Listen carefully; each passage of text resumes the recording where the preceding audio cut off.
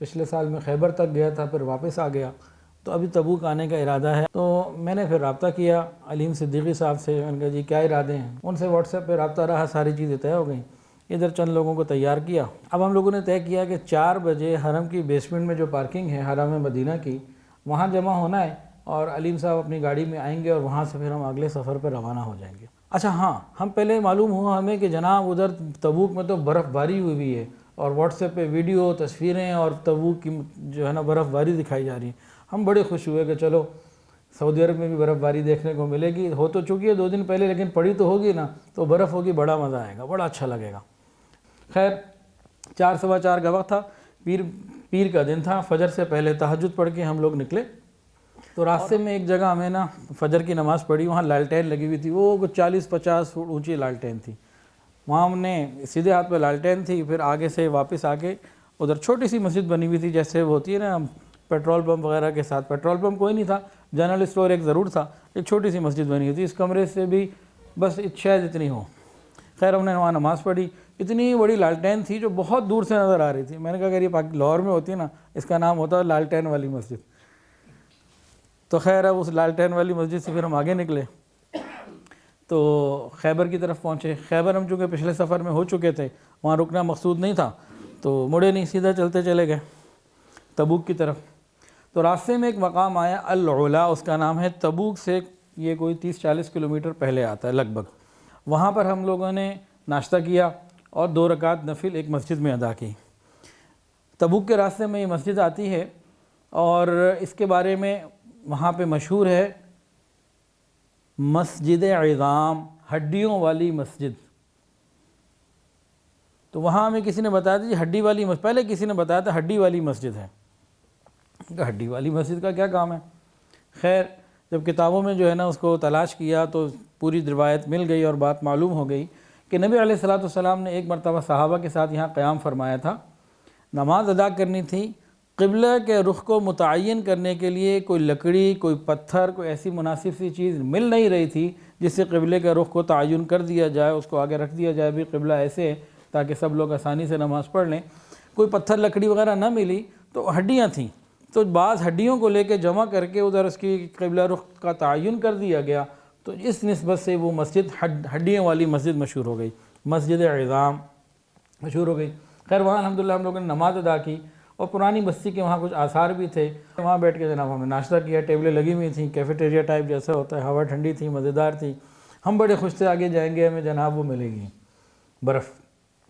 اس پرانے راستے میں نا کئی ایسے مقام نظر آئے کہ دماغ میں کھڑکیاں کھل رہی تھیں، کوئی وادی، کوئی واقعہ، کوئی چیز، نام جو لکھے ہوئے، نبی علیہ الصلوۃ والسلام کی زندگی وہیں گزری، صحابہ کی زندگی وہاں گزری، تو کئی ایسی وادیاں اور چیزیں نظر آئیں تو دل میں ہوتا تھا کہ یہاں اچھا یہ چیز ادھر کہیں جا کے ہوگی، وہ ادھر کہیں جا کے ہوگی۔ تاریخ سے تعلق ہونا اور چیزوں کا علم ہو اور محبت ہو تو پھر چلتا رہتا ہے دماغ۔ چلتے چلتے ظہر کی نماز کا وقت ہوا، اور ایک جگہ ہم نے نماز کے لیے گاڑی روکی، تو ایک مسجد تھی اور ایک آبادی تھی چھوٹی سی۔ اچھا ہم لاہور سے جب نکلتے ہیں نا، پشاور جانے لگیں، کراچی جانے لگیں، تو ہر تھوڑی دیر بعد آبادی آ جاتی ہے، پیٹرول پمپ آ جاتا ہے، کوئی نہ۔ سعودی عرب میں ایسا کچھ بھی نہیں، ادھر سے آپ نکلو 200 کلومیٹر 100 کلومیٹر دوڑتے ہی چلے جاؤ، چلتے ہی چلے جاؤ، کوئی آبادی نہیں، کچھ نہیں، بہت بڑا علاقہ ہے، تو آبادیاں تھوڑی تھوڑی ہیں۔ تو اسی طرح پیٹرول پمپ بھی ہے، 200 کلومیٹر تک پیٹرول پمپ ہی نہیں ہے، اور پیٹرول ڈلوا کے آپ نکلیں، کیونکہ آگے 200-300 کلومیٹر ایسا روٹ ہے کہ آپ کو پیٹرول راستے میں نہیں ملے گا۔ خیر پھر ہم نے وہاں اس چھوٹی سی بستی میں نماز پڑھی، قبلے کا رخ ہمیں دیکھنا تھا، وضو وغیرہ کر لیا، عورتیں الگ چلی گئیں۔ وہاں الحمدللہ مردوں کے لیے الگ جگہ ہوتی ہے نماز کی، وضو، عورتوں کے لیے نماز وضو کی الگ جگہ ہوتی ہے، الحمدللہ اچھا انتظام ہوتا ہے۔ تو ہم لوگوں نے قبلہ، مسجد بند تھی، نماز ظہر کی ہو چکی تھی، جماعت، ہم کوئی 2 بجے لگ بھگ پہنچیں گے، چھوٹا سا علاقہ تھا، کوئی بڑی جگہ تو تھی نہیں، تو مسجد بلاک تھی۔ ہاں تو ہم نے قبلے میں وہ دیکھ کے نا محراب، ہم نے نماز پڑھ لی۔ اب ہم محراب اس طرف تھی، مسجد ایسے تھی، تو ہم نے ادھر اپنی جو ہمارے پاس کپڑے وغیرہ تھے وہ بچھائے، ادھر رخ کر کے نماز پڑھ لی۔ ہم نے نماز پڑھی، 2 رکعت پڑھنی تھی، اور الحمدللہ ہو گیا۔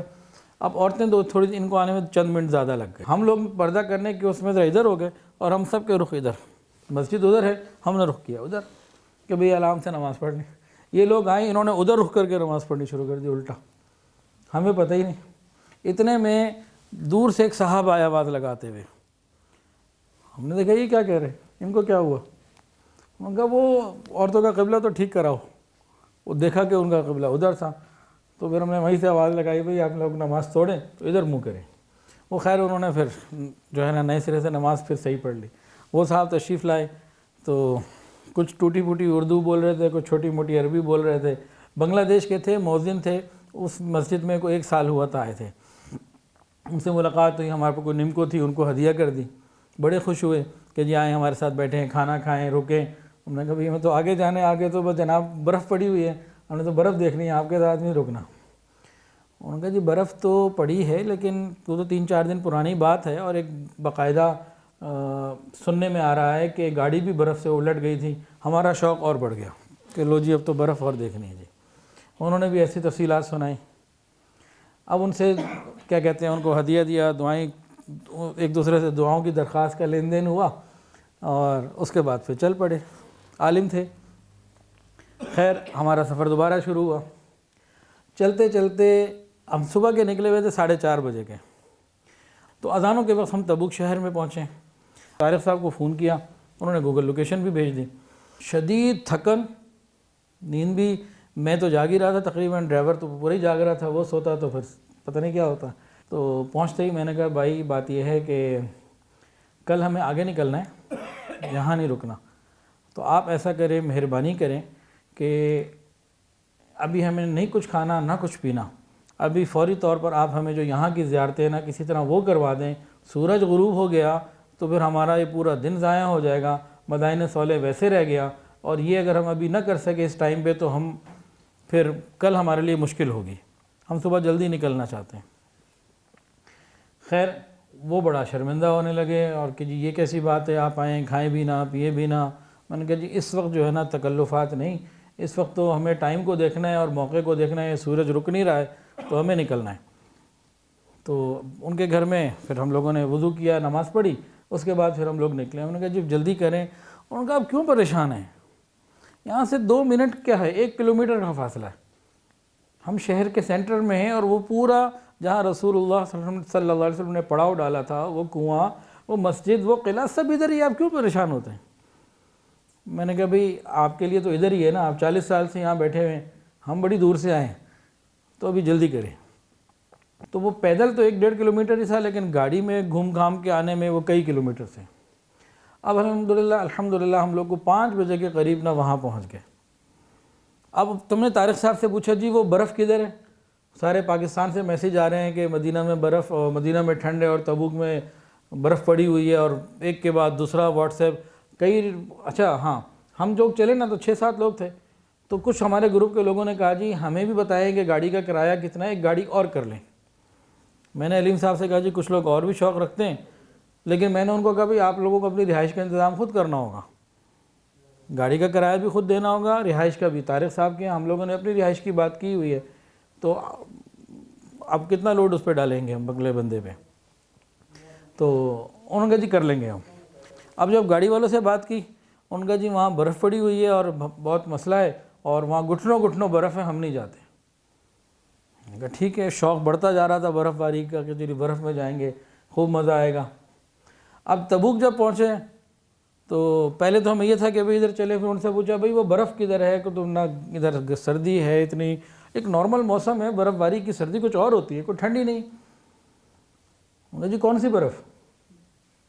میں نے کہا جی سارے پاکستان سے واٹس ایپ آ رہے ہیں کہ مدینہ سے اور تبوک میں برف پڑی ہے, برف پڑی ہے. ادھر تو کوئی برف نہیں پڑی. میں نے کہا سبحان اللہ, ادھر تو ویڈیو میں تصویروں میں برف باری دکھائی جا رہی ہے, تو آپ کہہ رہے ہیں برف ہی, کہ جی ہم ادھر ہیں, ادھر سے برف نہیں پڑی. ہاں یہاں سے کوئی 2-3 گھنٹے کی مسافت پہ ایک جگہ ہے, نام انہوں نے لیا وہ یاد نہیں, کہ جی برف وہاں پڑی ہے.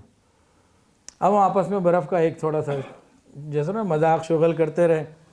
اب خیر تھا جلدی بھی چلیں. اب گاڑی کھڑی کی نا, اب انہوں نے کہا جی کنویں کی طرف وہاں تھوڑا سا پیدل چل کے جانا ہوگا. ہم چل رہے ہیں, چلتے چلتے سامنے سلاجہ نظر آیا. میں نے کہا دیکھو جی برف چاہیے نا, یہ مردہ خانہ ہے, اس کے اندر خوب برف ہوگی. پورے تبوک میں کہیں ہو نہ ہو, برف باری ہوئی نہ ہو, اس کے اندر آج بھی برف پڑی ہوگی. مردہ خانہ تھا سامنے, گورنمنٹ کا بنا ہوا, ہاسپٹل بھی شاید کلینک بھی ساتھ ہو, لیکن وہ مردہ خانہ بہرحال وہاں نظر آیا. میں نے کہا جی اس کے اندر برف ضرور ہوگی, پورے تبوک میں کہیں نظر آئے نہ آئے. جس کو دیکھنی ہو اندر جا کے دیکھ لے.